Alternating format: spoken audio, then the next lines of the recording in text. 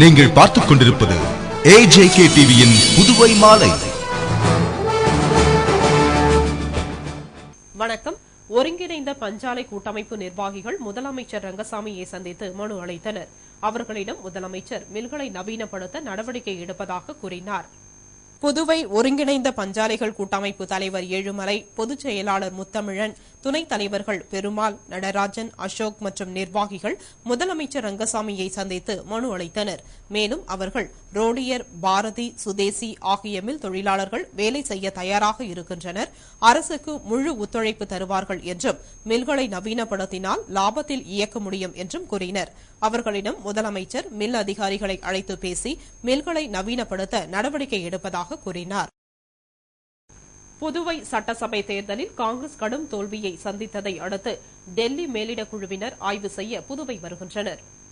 புதுவை சட்டசபை தேர்தலில் காங்கிரஸ் 17 தொகுதிகளில் போட்டியிட்டு 7 இடங்களில் மட்டுமே வெற்றி பெற்று கடும் வீழ்ச்சியை கண்டுள்ளது. இதில் சபாநாயகர் மற்றும் 2 அமைச்சர்கள் தோல்வியடைந்தனர். புதுவையில் பெரும்பாலான முறை காங்கிரஸ் கட்சியே வெற்றி பெற்று கடந்த 12 ஆண்டுகளாக தொடர்ந்து ஆட்சியில் இருந்தது. ஆனால் இப்பொழுது ஆட்சியை பிடித்துள்ள என்ஆர் காங்கிரஸ் அதிமுக கூட்டணி 20 இடங்களில் வெற்றி பெற்றுள்ளது. புதுவை வரலாற்றில் காங்கிரஸ் இந்த அளவு வீழ்ச்சியடைந்தது இதுதான் முதல் தடவை. மேலும் முன்னாள் காங்கிரஸ் தலைவர் ப. சண்முகம் காங்கிரஸ் செயல்பாட்டை கடுமையாக விமர்சித்துள்ளார். இதனால் அகில இந்திய காங்கிரஸ் அதிர்ச்சியடைந்துள்ளது.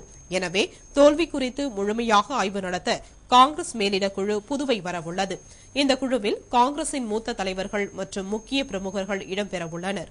மேலிட குழுவினர் புதுவை காங்கிரஸ் தலைவர் மற்றும் நிர்வாகிகளுடன் தோல்வி குறித்து கருத்து கேட்க உள்ளனர் மற்றும் தொண்டர்கள் கூட்டத்தை தனியாக நடத்தி கருத்து கேட்க உள்ளனர். பெட்ரோல் விலையை தொடர்ந்து கேஸ் விலை உயரும் அபாயம் ஏற்பட்டுள்ளது. இதுகுறித்து மத்திய அரசு நாளை முடிவு செய்யும் என கூறப்படுகிறது. மத்திய கிழக்கு நாடுகளில் நிலவும் பதற்றம், யூரோவுக்கு எதிராக அமெரிக்க டாலரின் சரிவு உள்ளிட்ட பல்வேறு காரணங்களால் கச்சா எண்ணெய் விலை உயர்ந்துள்ளது. இதனைத் தொடர்ந்து கேஸ் விலை உயரும் அபாயம் ஏற்பட்டுள்ளது. 5 மாநில தேர்தலுக்காக காத்திருந்த மத்திய அரசு பெட்ரோல் விலையை லிட்டருக்கு 5 ரூபாய் உயர்த்தியது. இந்நிலையில் கேஸ் விலையை 50 ரூபாய் முதல் 60 ரூபாய் வரை உயர்த்த முடிவு செய்துள்ளது என தெரிகிறது. பெட்ரோல் விலையை தொடர்ந்து டீசல், கேஸ் விலையை உயர்த்துவது குறித்து மத்திய அமைச்சர்கள் கூட்டம் மீண்டும் கூடி முடிவு செய்யும் என அறிவிக்கப்பட்டது. இந்த கூட்டம் நாளையும் நாளை மறுநாளும் டெல்லியில் நடைபெறுகிறது. அதனையடுத்து கேஸ் விலை உயர்வு குறித்து மத்திய அரசு முடிவு செய்யும் என கூறப்படுகிறது. புதுவை எல்லைப்பிள்ளை சாவடி ராஜீவ்காந்தி அரசு மகளிர் மற்றும் குழந்தைகள் மருத்துவமனையை முதலமைச்சர் ரங்கசாமி பார்வையிட்டு ஆய்வு செய்தார். புதுவை எல்லைப்பிள்ளை சாவடியில் உள்ள ராஜீவ்காந்தி அரசு மகளிர் மற்றும் குழந்தைகள் மருத்துவமனையை முதலமைச்சர் ரங்கசாமி நேரில் பார்வையிட்டு ஆய்வு செய்தார். மருத்துவமனைக்கு சென்ற முதலமைச்சர் வெளிநோயாளிகள் பிரிவு, அறுவை சிகிச்சை கூடம், நோயாளிகளுக்கான படுக்கை வசதி முதலியவற்றை பார்வையிட்டார். பின்னர் மருத்துவமனை செயல்பாடுகள், செய்து முடிக்க வேண்டிய பணிகள் குறித்து கேட்டறிந்தார். முதலமைச்சருக்கு சுகாதாரத்துறை இயக்குநர் திலீப்குமார் பாலிகா மருத்துவமனையின் செயல்பாடுகள் குறித்து விளக்கினார். மேலும் மருத்துவமனையில் தீயணைப்பு கருவி வசதிகள் குறித்தும், தானியங்கி தீயணைப்பு கருவியின் செயல்பாடுகள் குறித்தும், தீயணைப்பு துறையின் ஒப்புதல் பெறுதல் பற்றியும் விளக்கம் கேட்டார். பின்னர் மருத்துவமனையில் எஞ்சியுள்ள பணிகளை விரைந்து முடிக்க அதிகாரிகளுக்கு உத்தரவிட்டார். ஆயுதப்படை பிரிவில் பணியாற்றிய சப் இன்ஸ்பெக்டர் முதல் ஏட்டு வரையிலான 91 பேர் காவல் நிலைய பணிகளுக்கு மாற்றப்பட்டுள்ளனர். புதுச்சேரி ஆயுதப்படை பிரிவை சேர்ந்த சப் இன்ஸ்பெக்டர்கள் மற்றும் சிறப்பு நிலை உதவி சப் இன்ஸ்பெக்டர்கள், ஏட்டுகள், சிறப்பு நிலை ஏட்டுகள், காவலர்கள் ஆகியோர் புதுச்சேரி, காரைக்கால், மாஹே உள்ளிட்ட பகுதிகளில் செயல்படும் காவல் கட்டுப்பாட்டு பிரிவில் பணியிடை மாற்றம் செய்யப்பட்டிருந்தனர். இந்நிலையில் இவர்களை அந்தந்த காவல் நிலையங்களிலேயே நியமனம் செய்து காவல் தலைமையக எஸ்பி IRC மோகன் ஆணை பிறப்பித்துள்ளார். அதன்படி 2 சப் இன்ஸ்பெக்டர்கள், 5 சிறப்பு நிலை உதவி சப் இன்ஸ்பெக்டர்கள், 19 ஏட்டுகள், 7 சிறப்பு நிலை ஏட்டுகள், 3 பெண் காவலர்கள் உட்பட 48 பேர் சிறப்பு நிலை காவலர்கள், 10 காவலர்கள் என மொத்தம் 91 பேர் பணி நியமனம் செய்யப்பட்டுள்ளனர். இதில் ஆயுத பிரிவை சேர்ந்த 19 காவலர்கள் காரைக்கால் மற்றும் புதுவை காவல் நிலையங்களுக்கு மாற்றப்பட்டுள்ளனர்.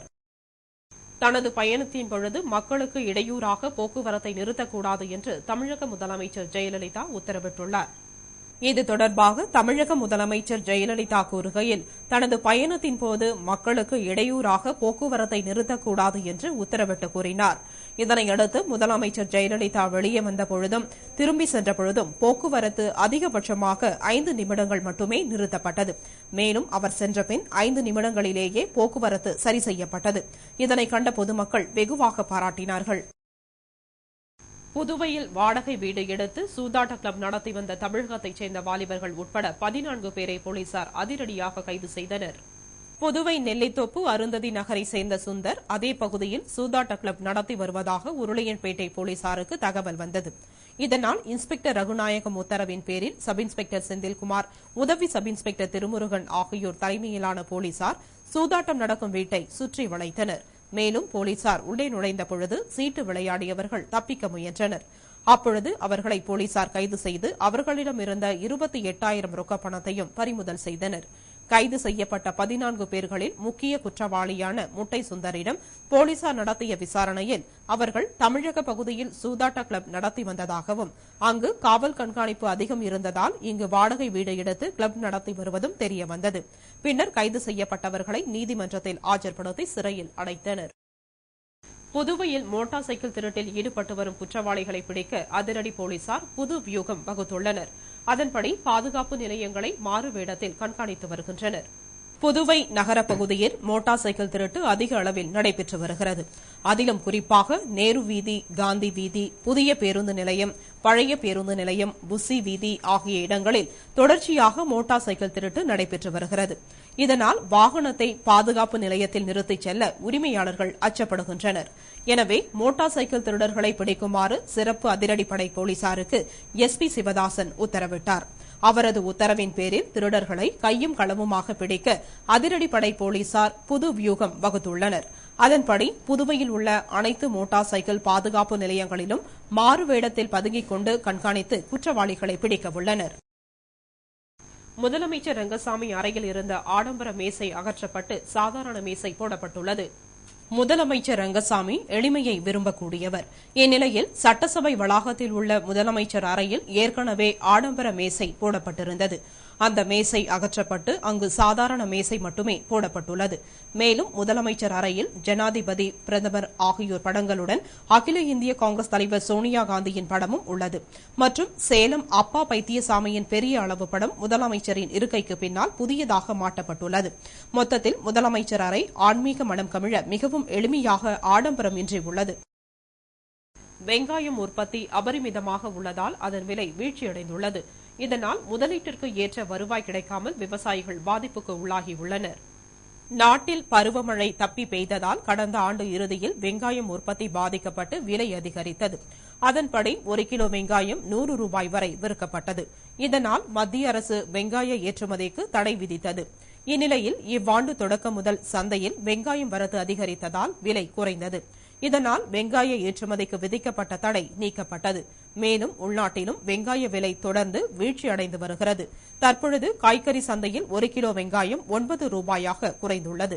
வெங்காய உற்பத்தி அதிகரித்துள்ளதாலும் ஏற்றுமதி குறைந்துள்ளதாலும் வியாபாரிகள் விவசாயிகளிடம் குறைந்த விலைக்கு கொள்முதல் செய்கின்றனர். இதனால் முதலீட்டிற்கு ஏற்ற வருவாய் கிடைக்காமல் இழப்பை சந்தித்து விவசாயிகள் பாதிப்புக்கு உள்ளாகியுள்ளனர். புதுவை கோரிமேட்டில் பயிற்சி முடித்த 160 காவலர்களுக்கு பணியிடம் ஒதுக்கி ஐஜி சர்மா உத்தரவின் பேரில் காவல் தலைமையக எஸ்பி IRC மோகன் ஆணை பிறப்பித்துள்ளார். புதுவை மாநில காவல்துறையில் உள்ள ஊர்காவல் படை பிரிவில் பணியாற்றி வந்த 160 பேருக்கு காவலர் பதவி உயர்வு வழங்கப்பட்டது. இதனையடுத்து அவர்களுக்கு கோரிமேடு காவலர் பயிற்சி பள்ளியில் 9 மாத காலத்திற்கு பல்வேறு பயிற்சிகள் அளிக்கப்பட்டது. இந்நிலையில் கடந்த ஏப்ரல் 2ஆம் தேதி அவர்களது பயிற்சி காலம் முடிவடைந்தது. இதனைத் தொடர்ந்து காவல் நிலையங்களில் காலியாக உள்ள இடங்களுக்கு பயிற்சி முடித்த காவலர்களை கொண்டு நிரப்புவது என்று முடிவு எடுக்கப்பட்டது. அதன்படி பயிற்சி முடித்து 81 காவலர்கள் காவல் நிலையங்களுக்கும், 58 பேர் காவல் கட்டுப்பாட்டு அறைக்கும், 18 பேர் மோட்டார் வாகன பிரிவிற்கும் நியமனம் செய்யப்பட்டுள்ளனர். இதேபோல காவல் நிலையங்களில் பணியாற்றி வந்த 27 ஏட்டுகள் மற்றும் 65 போலீசார் பல்வேறு இடங்களுக்கு இடமாற்றம் செய்யப்பட்டுள்ளனர். இதற்கான ஆணையை ஐஜி சர்மா உத்தரவின் பேரில் காவல் தலைமையக எஸ்பி IRC மோகன் பிறப்பித்தார். இத்துடன் செய்திகள் நிறைவடைந்தன. வணக்கம்.